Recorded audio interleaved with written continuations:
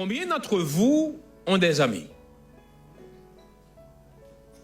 Bon, on dirait qu'il n'y a pas beaucoup de personnes dans cette église qui ont des amis. Moi, je pensais que vous aviez beaucoup d'amis. J'allais dire, si j'avais pas d'amis, je serais gêné.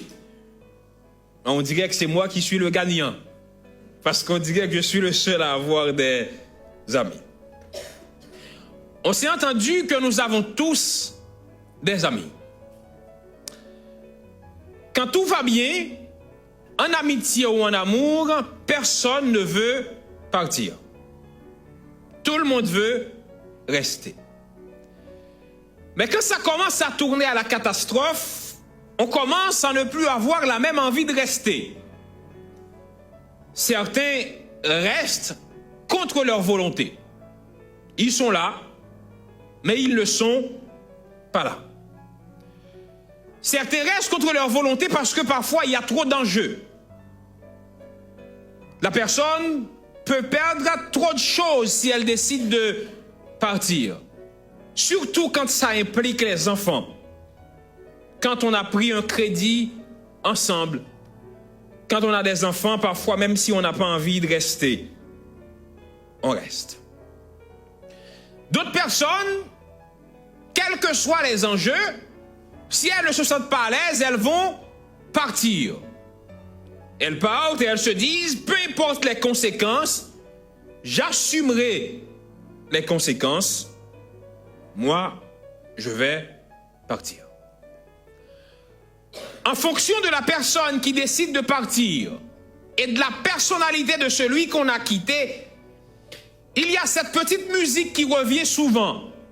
Ne pars pas, reste.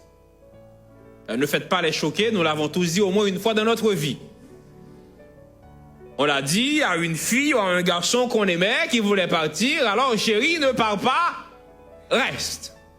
On l'a dit à un ami, on l'a dit peut-être à un enfant qui voulait quitter la maison, on lui a dit, chérie, ne pars pas, reste. Ne pars pas, reste, que ce soit dit en toute bonne volonté, en toute franchise ou comme une énième tentative de manipulation, exprime une certaine volonté de la part de la personne qui prononce cette phrase de préserver la relation. Que ce soit une relation amicale ou que ce soit une relation amoureuse. Vous admettrez avec moi que ce n'est pas facile de perdre quelqu'un.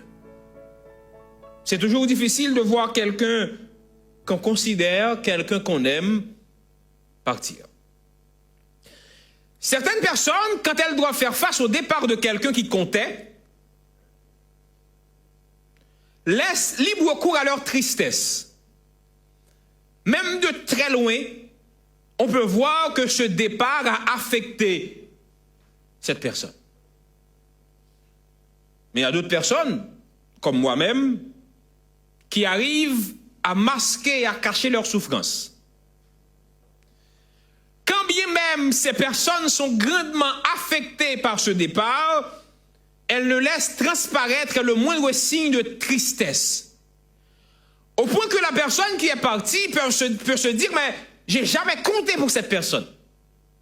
Je suis parti, on dirait que tout continue à fonctionner dans sa vie comme si c'était normal. Parfois, ce n'est pas vrai. Parfois, on n'exprime pas la moindre émotion parce qu'on pense à tort ou à raison que exprimer cette émotion, c'est un signe de faiblesse. C'est un signe de faiblesse. Et on ne veut pas avoir l'impression d'être faible. Vous savez, bien aimé, que nous avons un ami en commun. Et cet ami en commun ne voudrait pas nous voir partir. Si certaines personnes, quand elles doivent subir ou quand d'autres personnes décident de partir, sont tristes et ne veulent pas exprimer leur tristesse, cet ami, quand nous avons décidé de partir, il n'est pas gêné pour nous dire que je suis triste, je ne voudrais pas que tu partes, et si tu es déjà parti, je souhaite que tu reviennes. Vous connaissez cet ami, frères et sœurs? Cet ami, c'est Jésus. Et cet ami nous dit aujourd'hui à chacun d'entre nous, ne pars pas, reste. Et c'est d'ailleurs le titre de ma prédication ce matin, ne pars pas, reste. Je vous invite à reprendre avec moi le texte du psaume 73, verset 28. Pour moi, m'approcher de Dieu, c'est mon bien. Je place mon refuge dans le Seigneur l'Éternel afin de raconter toutes ses œuvres. Et là, vous vous dites, le thème du programme, c'est la foi. Je grandis, est-ce ma foi aussi? Et voilà qu'il a annoncé, ne pars pas, reste. Qu'est-ce qu'il a envie de nous dire ce matin? Vous savez, frères et sœurs, qu'il nous arrive parfois d'avoir une forte impression que le mal triomphe sur le bien. Nous voyons parfois la personne qui ne croit pas en Dieu, la personne que l'on pourrait considérer entre guillemets comme épie, prospérer, progresser. Alors que nous qui servons Dieu, nous avons l'impression que nous n'avançons pas, que notre situation ne change pas et que même notre situation s'empire au jour le jour. Cette impression que c'est le mal qui triomphe sur le bien nous pousse à vouloir développer un certain attrait vers le mal. Cette impression nous pousse parfois à vouloir partir, à vouloir ressembler à ces personnes qui, en apparence, progressent plus que nous. Et on se dit parfois que l'on pourrait aussi aller profiter de notre vie comme le font les autres. On peut partir à la recherche du bonheur sans se soucier de Dieu. De toute façon, il semble que Dieu aime le méchant plus que nous. Il nous est arrivé de dire cela même une fois dans notre vie. Nous ne sommes pas les premiers à avoir cette impression que le mal triomphe sur le bien. D'ailleurs, le psaume 73, c'est l'histoire d'un ami de Dieu qui voulait partir pour de mauvaises raisons. Dans le psaume 73, Asaph fait face à cette même préoccupation que nous. Asaph croyait tellement que le mal allait l'emporter sur le bien qu'Asaph était jaloux du sort des méchants. Asaph voyait la prospérité du méchant et Asaph est jaloux. Il nous arrive aussi parfois d'être jaloux quand nous voyons les autres jeunes, les autres personnes de notre âge, entre guillemets, s'éclater loin de Dieu et on se dit, mais pourquoi moi, je ne peux pas me retrouver dans cette même situation? Asaph était jaloux parce qu'Asaph voyait que tout semblait aller mieux pour ceux qui ne croyaient pas en Dieu. Alors que les enfants de Dieu ne cessent pas d'échouer. Et en voyant cela, nous nous demandons, comme Asaph l'avait fait par le passé, si rester avec Dieu a été la bonne décision. S'il ne vaudrait pas mieux de partir. S'il ne vaudrait pas mieux de tout abandonner. Et s'il y a certaines personnes dans cette église ou qui nous regardent, qui se posent cette question, s'il ne vaudrait pas mieux de partir, j'aimerais dire à ces personnes non. Il ne vaudrait pas mieux de partir. En fait, il ne vaut jamais mieux de partir et d'aller loin de Dieu. Il vaut toujours mieux de rester avec Dieu. En prenant la décision de grandir dans la foi, de rester avec Dieu en dépit des apparences, nous avons pris la bonne décision. Celui qui choisit de rester avec Dieu a choisi la bonne part. Celui qui choisit de rester avec Dieu a pris la bonne décision. Asaph voulait partir. Il voulait tout laisser tomber, il voulait abandonner le Seigneur, il voulait aller vivre comme les méchants. Mais Asaph s'est rendu finalement à l'évidence que rester avec Dieu a été la meilleure décision de sa vie. Rester avec Dieu, bien-aimé, ne sera jamais une mauvaise chose. Et peut-être vous pourriez avoir l'impression que je suis en train de vous prêcher de la résignation. Rester avec Dieu, c'est la meilleure chose que nous puissions faire parce que c'est auprès de Dieu que nous pouvons trouver la satisfaction. C'est auprès de notre Dieu que nous pouvons trouver le bonheur. C'est auprès de Dieu que nous pouvons trouver de la satisfaction. En cela, rester avec Dieu, c'est la bonne décision.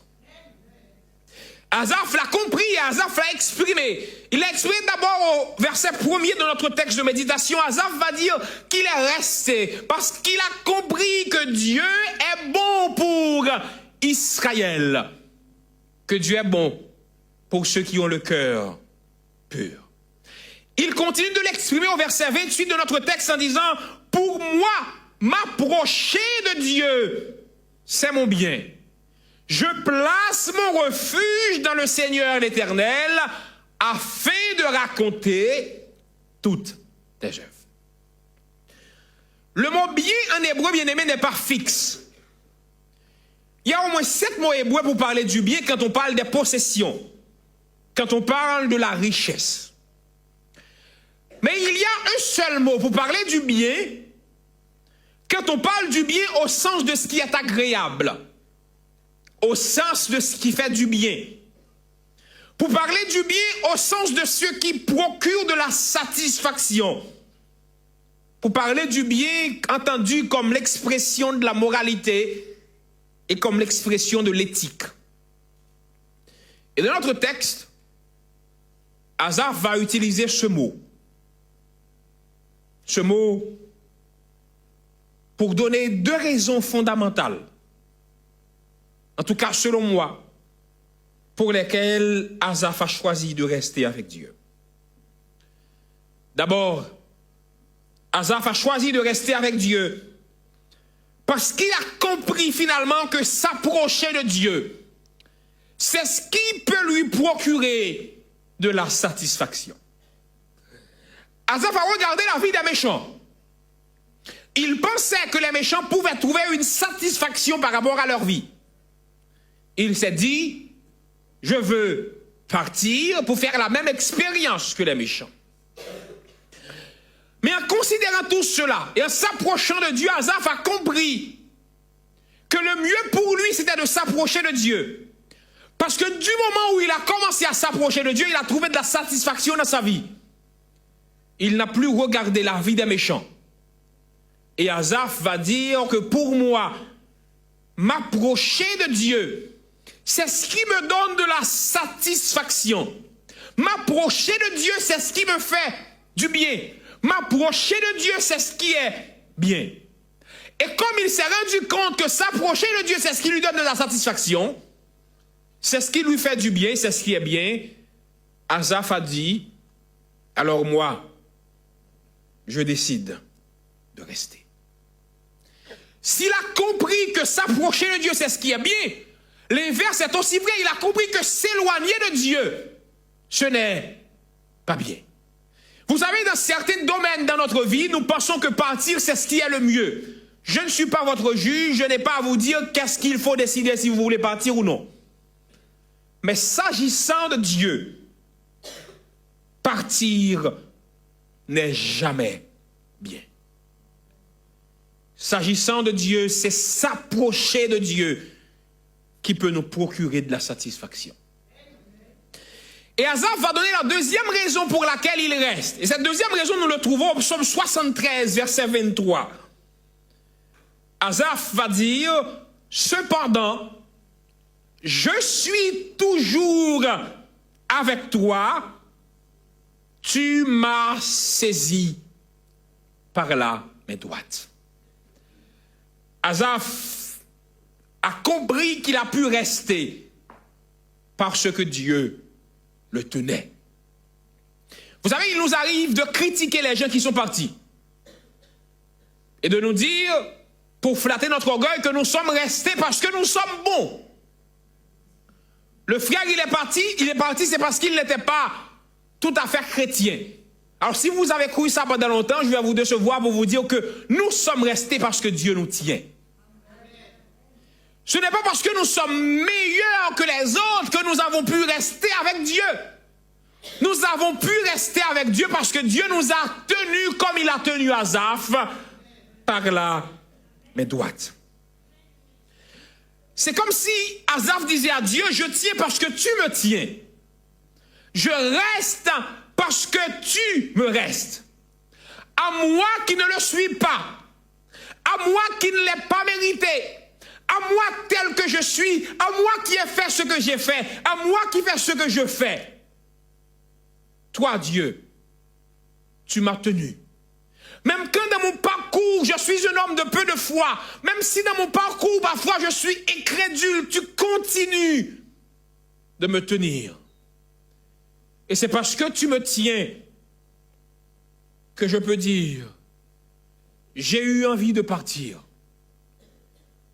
Mais cependant, je reste toujours avec toi. Je reste toujours avec toi parce que mon souci n'est manifestement pas mon affaire, mais la tienne. Je reste toujours avec moi parce que tu t'es chargé de mes soucis et que tu t'es chargé du souci de tous les hommes en l'assumant quand tu as porté la croix en la personne de Jésus. Je reste parce que tu as vaincu mon souci, mes faiblesses dans ta mort sur la croix. Je reste parce que mon âme, mon corps, ma vie ne m'appartient plus. Je reste parce que je sais que j'appartiens maintenant à Jésus, mon fidèle Sauveur. Et c'est pourquoi, en dépit de mes faiblesses, même s'il m'arrive de vouloir partir, je reste toujours avec toi. Asaph devient plus intéressant quand il exprime comment Dieu l'a saisi. Asaph dit que Dieu l'a saisi par la main droite. La main droite, frères et sœurs, c'est la main par laquelle l'homme est fort et adroit, à moins que l'homme est gaucher. Mais si on est droitier, on fait tout avec la main droite. On travaille avec la main droite, on écrit avec la main droite. Je ne vous enseigne pas qu'il faut aller combattre les gens, mais si au besoin on a besoin de combattre, on le fait avec la main droite. La main droite aussi, c'est la main que l'on donne à l'autre personne quand on veut serrer une personne très fort. Quand on veut donner une bonne poignée de main à quelqu'un, on lui tient notre main droite. Donc quand Asaph dit que Dieu lui a tenu par la main droite, Asaph est en train de dire en réalité que Dieu lui a tenu lui-même. Parce que la main droite ici fait référence à ce qu'il y a de plus intime, à ce qu'il y a de plus personnel. La main droite fait référence à ce que nous avons de plus précieux. Et remarquez que le texte ne dit pas que c'est nous qui devons donner notre main à Dieu. Le texte dit que c'est Dieu qui nous a tenus par la main droite. En sorte que c'est Dieu qui nous prend avec ce qui est le plus essentiel pour nous, avec ce qui est le plus important pour nous. Et c'est pour cette raison que rester avec Dieu n'est pas un truc superficiel ou accessoire que l'on fait un jour et que demain on choisit de partir. Parce que Dieu nous tient par la main droite, notre main n'est plus libre.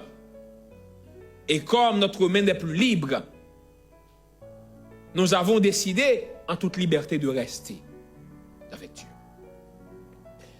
Bien-aimés, Dieu est bon. Et la satisfaction, le vrai bonheur est auprès de notre Dieu. Cette confession que la satisfaction et le vrai bonheur est auprès de notre Dieu, ce n'est pas une évidence dans le monde tel qu'il est aujourd'hui.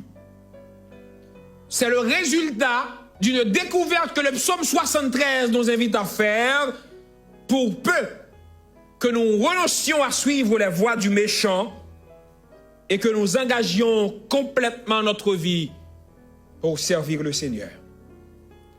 Quelles que soient les apparences, frères et sœurs, Dieu est pour nous. Dieu est pour nous, il connaît notre situation et parce qu'il connaît notre situation, il nous apporte le bonheur. Et quoi qu'il puisse arriver, le règne de la méchanceté ne durera pas éternellement. Dieu restera avec ceux qui le suivent et il punira au jour qu'il a fixé le méchant. Ce n'est pas moi qui le dis, c'est la Bible qui le dit au psaume 92, verset 8. Si les méchants croissent comme l'herbe, c'est pour être anéantis à jamais. Asaph, qui s'irritait à cause du sort des méchants, va trouver dans ses expériences passées avec Dieu la force pour continuer la marche avec lui. Et fort de ses expériences passées avec Dieu, Asaph nous rappelle en ce matin, frères et sœurs, que Dieu est bon pour nous, qu'il nous ouvrira un avenir et cet avenir nous permettra de grandir dans la foi. Quoi que puissent être nos peines, rester avec Dieu nous assure le bonheur, peu importe les contradictions que nous devons affronter. Et peut-être vous vous demandez en ce matin, mais à quoi sert-il tout ça? À quoi sert-il d'avoir une éthique? À quoi sert-il de rester honnête quand tout le monde triche? À quoi sert-il de faire des sacrifices quand nous vivons dans un monde de profiteurs? À quoi sert-il d'être solidaire avec notre frère alors que nous vivons dans un monde où c'est le chacun pour soi qui prédomine? À quoi sert-il de rester avec Dieu alors que tous les jeunes de mon âge sont partis? À quoi sert-il de rester avec Dieu parce qu'il ne m'a pas épargné de la maladie?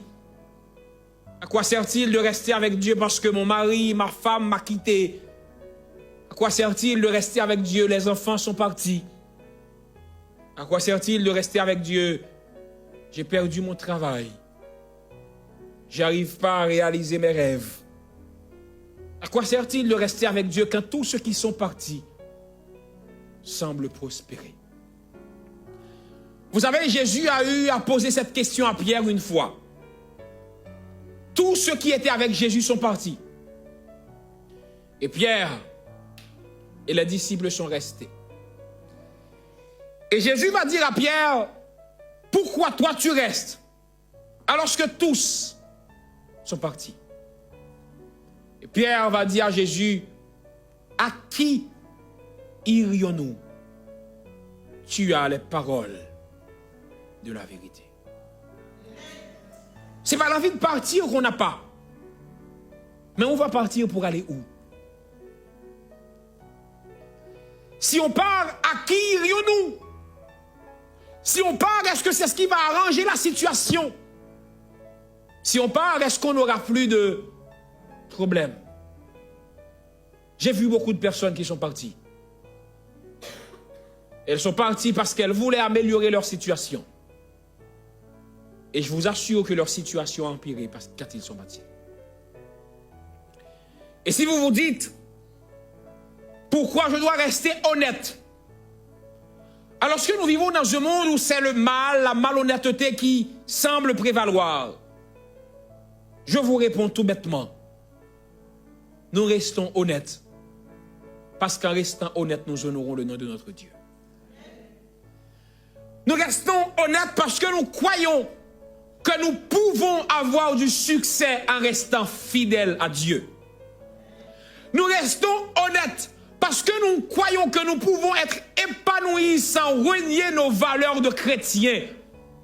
Nous restons honnêtes parce que nous savons que c'est la bénédiction de l'Éternel qui enrichit.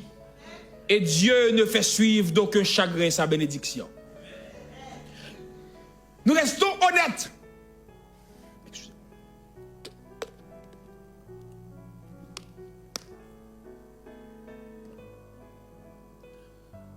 Nous restons honnêtes parce que nous avons la conviction que même le plus grand édifice que nous aurions pu construire, si nous l'avons construit sans Dieu, l'édifice va s'effondrer.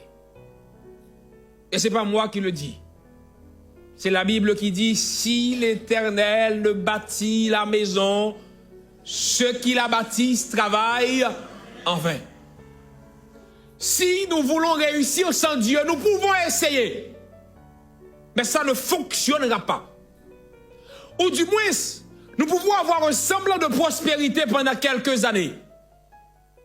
Au final, tout ce qu'on a construit en dehors de la volonté de Dieu est amené à s'effondrer. Et ce que tu vis comme situation qui t'amène à vouloir partir, je vais terminer dans 5 à 10 minutes, ne vous en faites pas pour l'heure. La situation qui vous pousse à vouloir partir, c'est en réalité cette occasion que le Seigneur vous a donnée pour progresser dans la foi. Parce que dans cette situation, le Seigneur vous apprend qu'il vous tient par la main. Et que si nous nous approchons de lui, c'est ce qui pourra nous procurer de la satisfaction. Bien-aimés,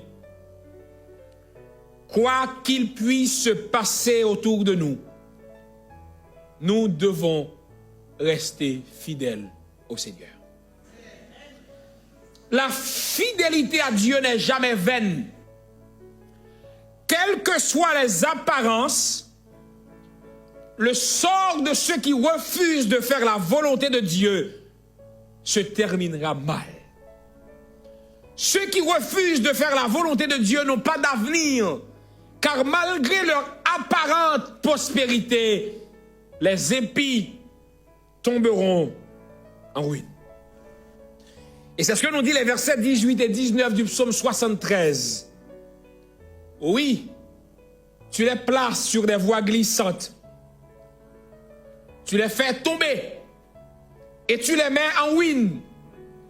Et quoi? En un instant, les voilà détruits. Ils sont enlevés, anéantis par une fin soudaine. Leur manière de vivre, qui n'est pas conforme à la volonté de Dieu, est un lieu glissant qui conduit à la chute. Comme on méprise un mauvais rêve, Dieu méprisera l'image de ceux qui ne font pas sa volonté.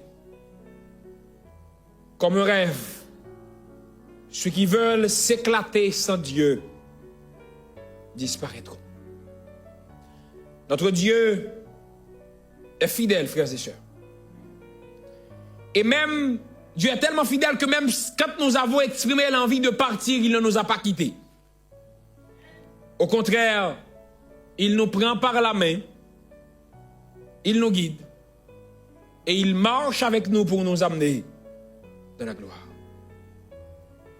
La communion avec Dieu ne passera jamais. N'échangeons donc pas cette communion éternelle pour des plaisirs qui passeront comme un mauvais rêve. Être avec Dieu, voilà ce qui est essentiel pour nous.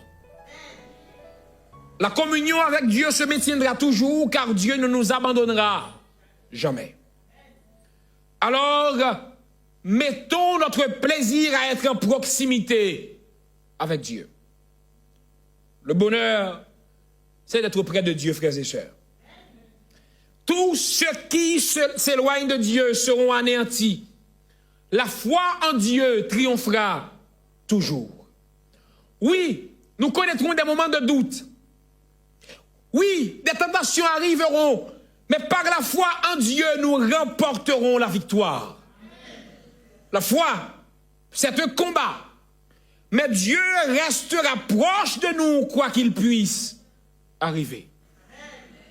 Alors, soyons proches de Dieu, car le bonheur est auprès de Dieu. Je termine en disant à moi-même,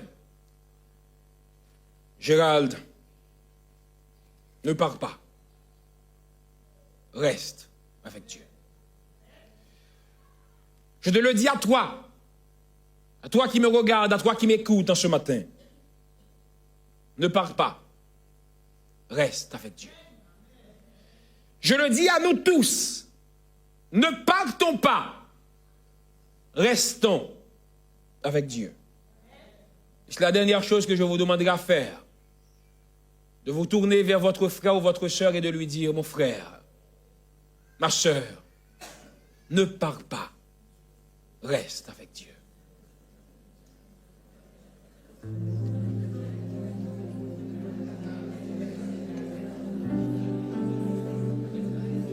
Poursuivons, bien-aimés, notre course avec persévérance.